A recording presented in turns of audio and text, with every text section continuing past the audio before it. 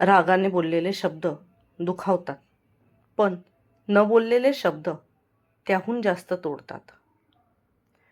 अमोली वाट बघते आहे एका फोनची, पण समोरच्याला तिची आठवण तरी आहे का? नमस्कार मंडळी, पुन्हा एकदा स्वागत आहे आपल्या चॅनलवर अमोली कथेचा भाग 17 मध्ये. आजचा भाग थोडा शांत आहे, पण त्या शांततेच्या आत खूप काही दडलं आहे. कधीकधी आयुष्यात वादळ नसतानाही मनात खूप काही तुटत असतं. आज अमोलीच्या आयुष्यात नेमकं तेच घडतं आहे, जिथे शब्द नाही पण प्रश्न खूप आहेत.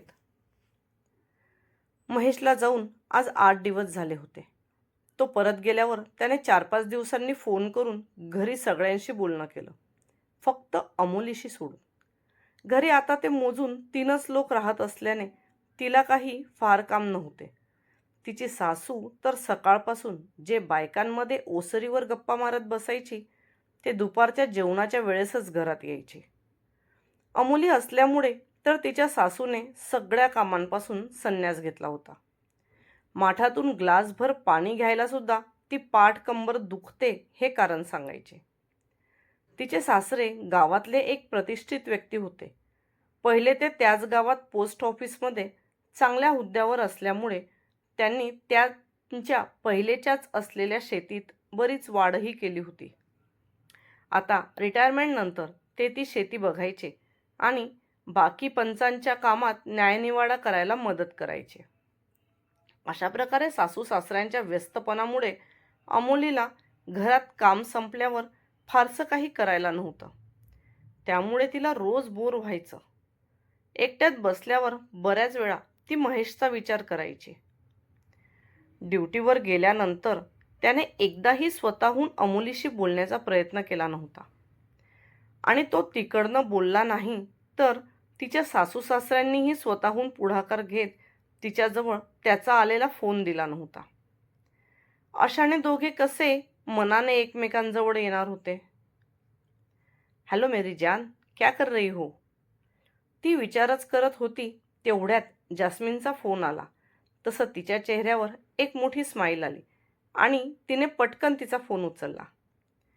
काही नाही ग, इकडे फारसं काही करायला नसतं. घरातली सगळी कामं आवरली की मी दिवसभर रिकामीच असते. तू सांग, तू कशी आहेस? आणि एवढ्या दिवसांनी तुला माझी आठवण आली हो? अमोली थोड्या रटक्या लागत बोलली.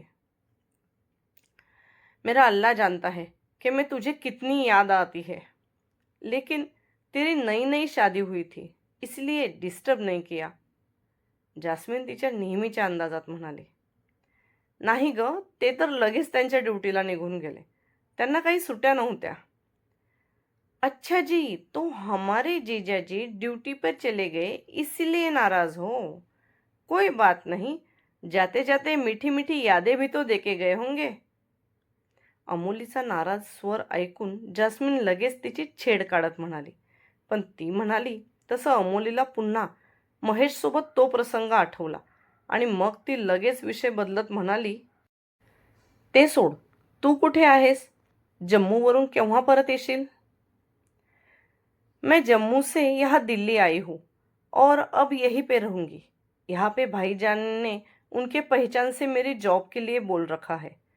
कुछ महीने मुझे यहीं पे काम करना होगा.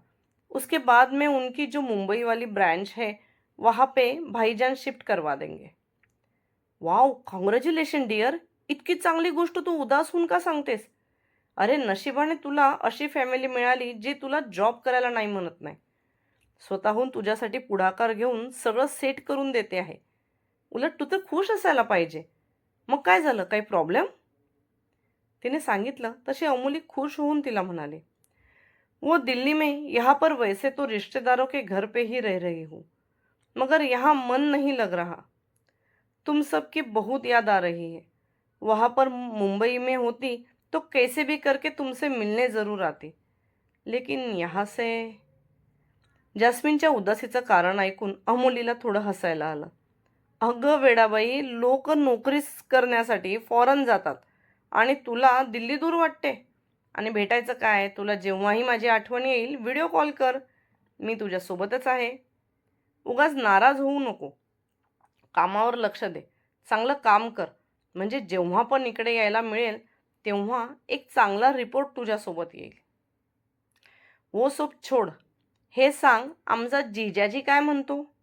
रोज तुम्ही कॉल करके तुमसे गोड गोड बोलता है की नाही? जास्मिन तिकडून मजा घ्यायला लागली. नाही ग, 8 दिवस झाले त्यांना जाऊन, पण त्यांच्याशी एकदाही बोलणं झालं नाही.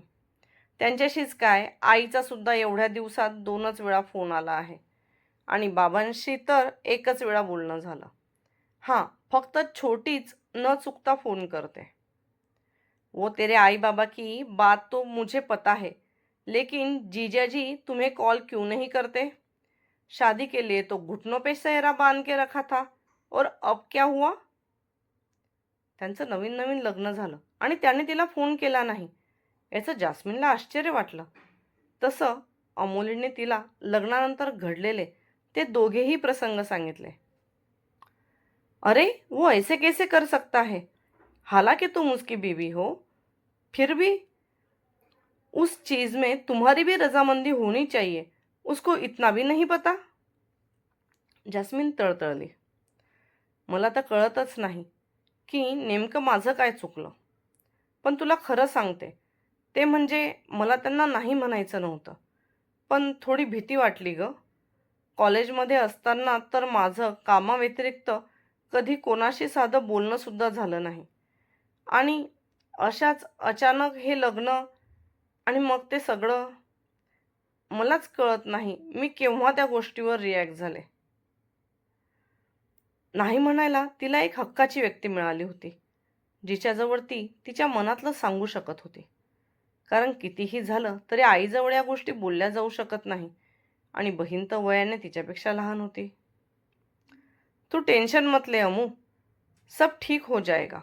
उनका गुस्सा भी जल्दी ही शांत हो जाएगा. मेरी जान है ही इतनी प्यारी कि उस पर कोई ज़्यादा देर गुस्सा हो ही नहीं सकता. हाँ, लेकिन जब वो तुझसे बात करे तब उनको शांति से अपने दिल की बात समझाना. भूलना मत. जास्मिनला जरी अमोलीचं बरोबर वाटत असलं, तरी नवरा बायकोत झालेले गैरसमज लवकर समजुतीने मिटवले तर नात्याला तडा जात नाही, या विचारांची ती होती. तिने सांगितलं तसं अमोलीला सुद्धा तिचं म्हणणं पटलं आणि तिने तिला होकार दिला. मग थोडा वेळ अजून दोघी मैत्रिणींच्या गप्पा झाल्या आणि मग अमूने फोन ठेवला. खरंच नातं टिकवण्यासाठी प्रेम जास्त महत्त्वाचं असतं की संवाद? महेशचं हे शांत राहणं राग आहे की अहंकार? आणि अमोली, ती स्वतःला समजवत राहील की एक दिवस उत्तर मागेल? कधी कधी गप्प राहणं सुद्धा नातं तोडतं, हे आपण ओळखतच नाही. जर तुम्हाला ही कथा मनापासून आवडत असेल आणि अमोलीच्या या प्रवासात तुम्ही तिच्यासोबत असाल, तर व्हिडिओला लाईक करायला विसरू नका. चॅनलला सबस्क्राईब करा आणि बेल आयकॉन दाबा. आणि आजचा प्रश्न खूप महत्त्वाचा आहे. तुमच्या मते महेशचं वागणं योग्य आहे का? अमोलीने आता पुढे काय करायला हवं? तुमचं मत कमेंटमध्ये नक्की सांगा. कारण तुमचा एक विचार कथेचं पुढचं वळण ठरवू शकतो. धन्यवाद.